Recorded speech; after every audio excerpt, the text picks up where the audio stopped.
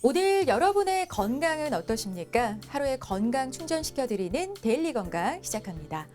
자, 오늘은 피부과 전문의 이세원 원장님 모셨거든요. 원장님 어서 오세요. 네, 안녕하세요. 네, 피부과 전문의 이세원입니다. 네, 반갑습니다. 네.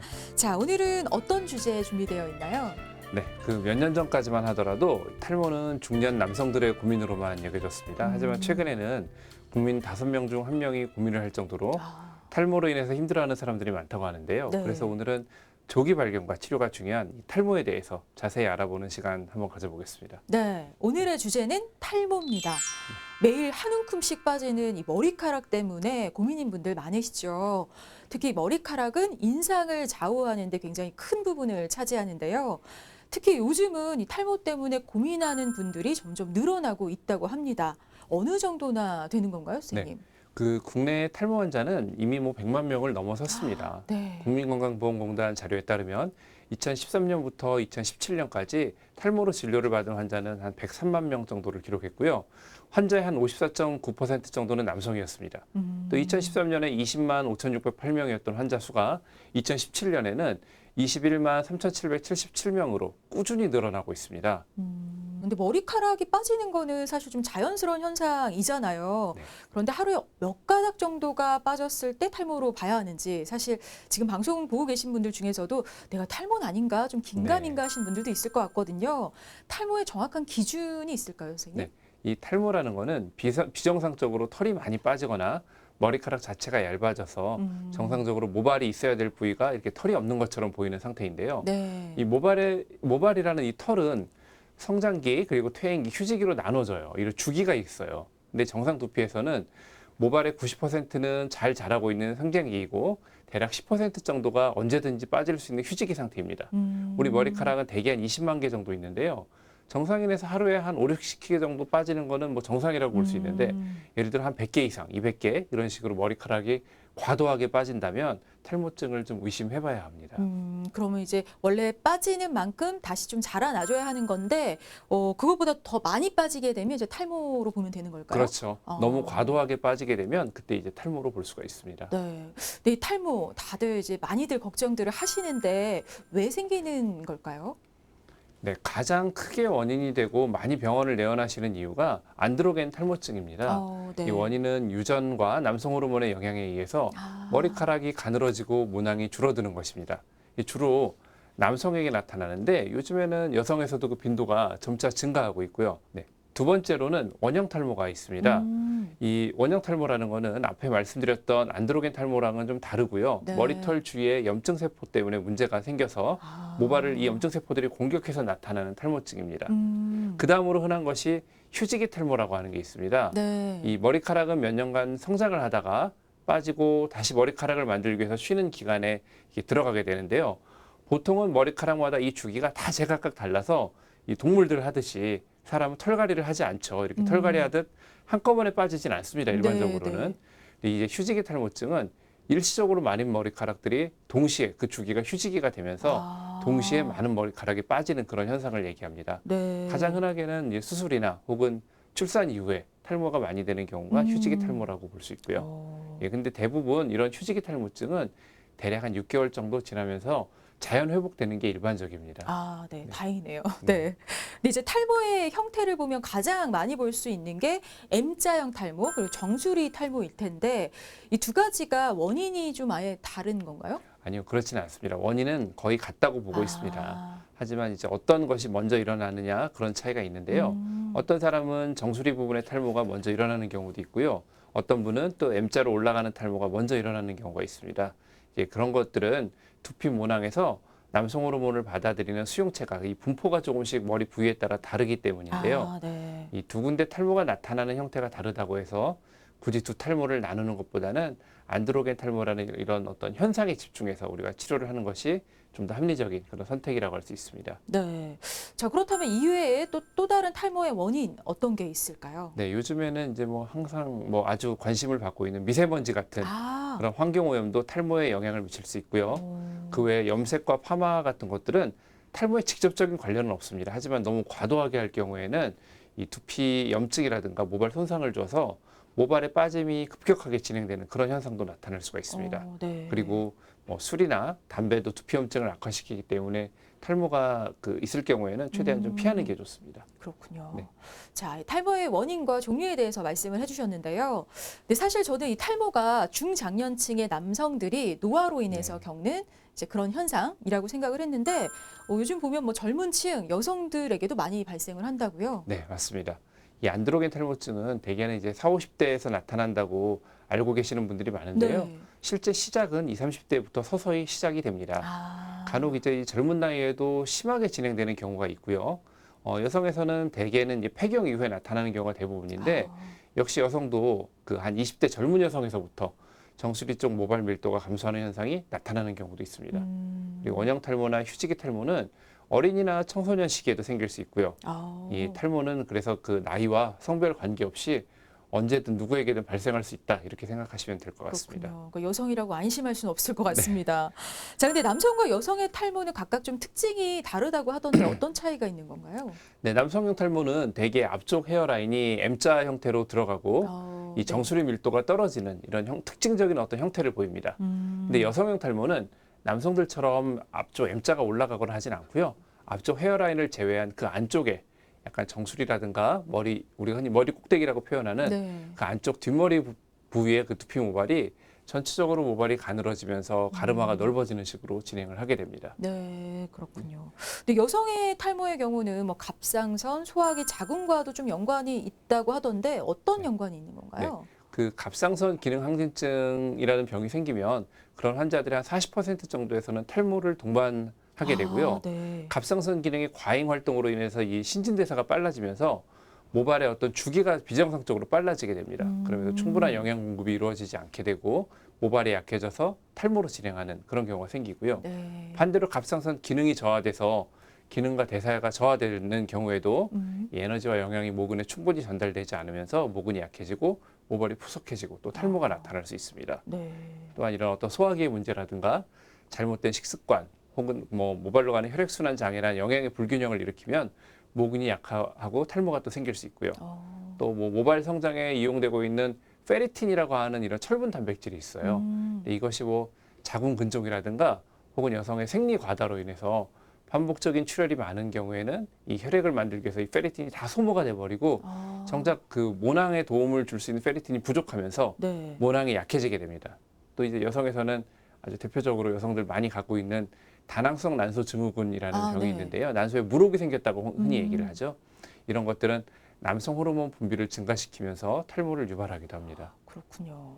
자, 그렇다면 어떤 증상이 나타날 때 내가 탈모인가? 라고 의심을 해봐야 할까요? 네, 항상 다니던 미용실이 있으시다면 그 미용사님이 헤어컷 하면서 뭐 모발이 전보다 약해졌다. 뭐 이런 얘기를 들을 때 아니면 모발에 힘이 없어서 뭐 정수리가 좀 납작해진 느낌이 든다든가 가르마가 눈에 확 띄게 좀 넓어졌을 때 혹은 두피가 자주 가렵고 너무 기름진 느낌이 많이 들면서 머리를 감고 났더니 이렇게 우리 수채구멍 그쪽에 머리카락이 많이 보인다. 그럴 경우에는 좀 탈모를 의심을 해볼 수 있죠. 그래서 병원에 내원해서 정확하게 진단을 받아보시는 게 좋을 것 같습니다. 그러니까 머리카락이 많이 빠진다고 해서 막 미리 걱정하거나 섣불리 판단할 게 아니라 전문의를 찾아서 정확하게 진단을 받아보는 게 중요할 것 같은데요.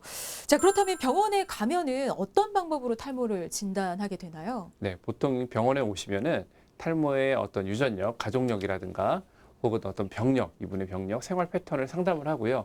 두피의 상태와 모발을 검사하게 됩니다. 이 원형 탈모의 경우에는 동반하고 있는 자가 면역 질환들이 혹시 있는지 그래서 피 검사나 갑상샘에 대한 어떤 혈액 검사, 자가 면역 항체 검사 같은 걸 실시하게 되고요. 탈모 형태에 따라서는 모낭 확대경이나 혹은 피부 조직 검사를 통해서 진단하는 경우도 있습니다. 대개 남성 호르몬에 의한 남성형 탈모가 아닌 어떤 여성형 탈모나 원형 탈모의 경우에는 오히려 그 원인이 굉장히 다양하고 복잡하기 때문에 좀 다각적인 이런 과정에서 그 선행 요인을 좀 찾아야 됩니다. 그렇군요. 자, 특히 이제 초반의 탈모는 예방과 치료 중요하다고 하셨는데, 자, 본격적으로 치료법에 대한 얘기도 좀 나눠보도록 하겠습니다. 일단 이제 탈모 치료하면 모발 이식 많이 떠올리긴 하는데요. 이 모발 이식은 사실 수술적인 치료법이죠. 그렇다면 먼저 저희가 비수술적 치료법 좀 알아볼까요? 그 안드로겐성 탈모, 남성에서 많이 나타나는 탈모의 경우에는 머리카락이 점점 더 얇아지고 빠지고 나이가 들면서 이렇게 진행이 되기 때문에 그것을 예방을 할 수가 있습니다. 그래서 병원에 오시면 그 탈모를 일으키는 남성 호르몬을 조절하는 약을 처방받아서 복용하도록 안내를 해드리고 모발 성장을 촉진하는 도포제를 바르는 것들이 좀 도움이 많이 되고요. 원형 탈모 같은 경우에는 이런 어떤 과도한 부분적인 면역 반응을 조절하는 주사제라든가 복용약, 바르는 약으로 치료를 할 수가 있습니다. 그렇군요. 그렇다면 이렇게 약물 치료를 하면 실제로 어느 정도 효과를 볼 수 있는 건가요? 네, 그 남성형 안드로겐 탈모 환자들의 경우에는 피나스테리드라는 성분의 그 탈모약을 복용할 경우에 대략 6개월 정도 복용을 하면 거의 90% 정도에서 이 탈모의 진행이 줄어들고 모발이 다소 굵어지는 그런 효과를 볼 수가 있습니다. 네. 그리고 바르는 약은 그 단독 효과는 크지는 않아요. 바르는 약 단독으로는. 하지만 피나스테리드 같은 그 복용과 병행할 경우에는 모발의 성장 효과가 있고요. 여성 안드로겐 탈모 환자는 이런 그 남성에서는 좀 적었지만 효과가 네. 도포제 효과가 훨씬 더 좋게 나타나거든요. 남성보다. 그래서 여성 환자들 같은 경우에는 뭐 도포제를 쓰면서 또 필요한 약들을 좀 처방할 수 있습니다. 그렇군요. 자, 근데 이렇게 먹거나 또 바르는 약물 치료는 어느 정도 기간을 좀 유지해야 효과를 볼 수 있을까요? 네, 이 머리카락은 보통 한 달에 한 1cm 정도만 자라거든요. 그래서 일반적으로 뭐 약을 먹는다거나 어떤 치료를 한다고 해서 갑작스레 효과가 확 나타나기는 좀 어렵습니다. 이제 약을 바르거나 치료를 하게 되면 일시적으로 이제 이미 빠지려고 했던 모발이 좀 탈락이 되고 나서 그 밑에 있는 모발의 그 유두라고 부르는 부분이 있어요. 모낭이라고 부르는 부분인데 그 부분에서 성장이 일어나기까지도 좀 시간이 좀 걸리기 때문에 네. 대략 한 3개월에서 6개월 정도는 기다려 봐야 됩니다. 네. 자, 근데 이 약 같은 경우는 한번 복용을 시작하면 그 만성질환 약처럼 네. 평생 복용을 해야 하는 걸까요? 네. 그러니까 우리가 고혈압, 당뇨랑은 조금 다른 개념인데요. 그런 약들은 어떤 우리가 생명 유지에 필수적으로 필요한 것들이지만 이 탈모는 그 어떤 그 평생을 먹는다기보다는 이게 미용적인 문제이기 때문에 본인이 모발을 어느 정도까지 지금의 상태를 유지하고 싶은지 그 기간 동안이라고 표현하는 게 더 정확할 것 본인의 같습니다. 만족도에 따라서. 그렇군요. 자, 그럼 계속해서 탈모 치료법 더 알아보도록 할게요. 최근에는 모발 이식 수술을 선택하는 경우도 있는데요. 모발 이식 수술은 어떤 원리로 진행이 되는 건가요? 네, 그 남성 호르몬의 영향을 덜 받는 부위인 머리 뒤쪽 부분의 일부 피부를 포함해서 그 부분에 있는 모낭을 다 같이 채취를 해서 탈모가 있는 부위에 옮겨 심는 수술입니다. 주로는 안드로겐 탈모에서 시행을 하는데 휴직이나 원형 탈모에서는 일반적으로 하질 않습니다. 네, 기술이 많이 발전해서 뭐보다 안전하게 수술을 할 수 있다고는 하지만 사실 모든 수술 부작용 어느 정도 좀 걱정이 되잖아요. 이 경우 부작용이 나타날 수도 있나요? 네, 그 후두부에 이 모낭을 채취하는 그 부위에 흉터가 생기는데 대개는 이제 머리카락으로 잘 가려지기 때문에 크게 문제가 되지는 않습니다. 네. 그 외에 부종이나 염증 혹은 수술 부위의 통증, 이상 감각 같은 것들이 나타날 수 있는데 대부분 시간이 지나면서 다 회복이 됩니다. 네, 가장 큰 부작용이라고 할 수 있는 거는 이제 오히려 심어놓은 모낭이 뿌리를 잘 못 내리고 생착이 되지 않고 그냥 빠져버리는 거죠. 네. 그래서 아주 드문 경우이긴 하지만 뭐 배쳇 같은 특이한 피부 질환이 있거나 하는 경우에는 발생할 수가 있습니다. 그렇군요. 네. 자, 근데 이제 모발 이식 수술을 한 후에 거기서 이제 새로 머리카락이 생기는 거잖아요. 네. 근데 그 새로 나는 머리카락은 이제 다시는 안 빠지는 건가요?